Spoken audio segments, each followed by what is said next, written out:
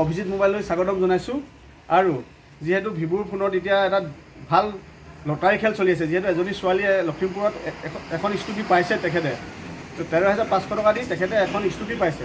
আৰু আমাৰ ডিলাৰত অভিজিত মোবাইল ঘিলামৰাত এই দাদাই এটা ফোন লৈ ৱাইফৰ কাৰণে এটা ফোন লৈ পেলাই তেখেতে এটা ভাল দামী এটা ৱালপুলক ঘড়ী পাইছে। আৰু সেইটো পাই দাদাৰ মানে ফূৰ্তিত আৰু এটা ফোন ল'বলৈ দাদা একেদিনাখনি আৰু এটা ফোন ল'বলৈ আহিলে। আৰু কি পালে দাদাৰ পৰা শুনক।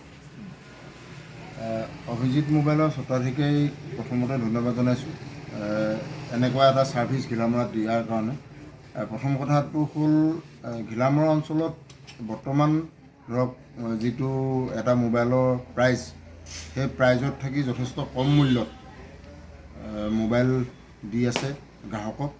গতিকে আমি তেওঁক ধন্যবাদ জনাইছোঁ। লগতে আমাৰ গ্ৰাহকসকলক তেওঁৰ দোকানলৈ আহিবৰ কাৰণে মোৰ তৰফৰ পৰা আমন্ত্ৰণ জনাইছোঁ।